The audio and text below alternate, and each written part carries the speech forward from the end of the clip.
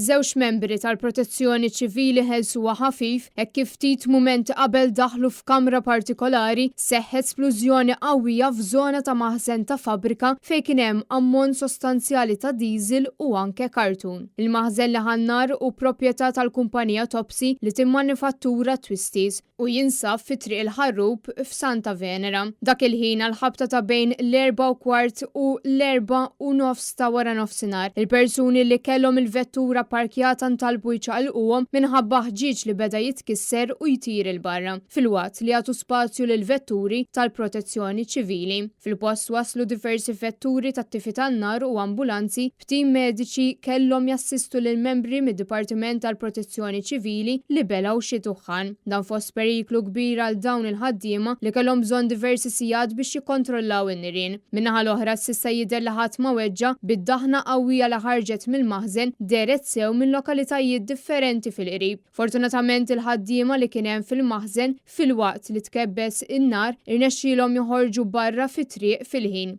Fuq il-post kien hemm is-sit tal-kumpanija li minkejja ma sofra mill-ebda feriti kellu xokk kbir fuqu.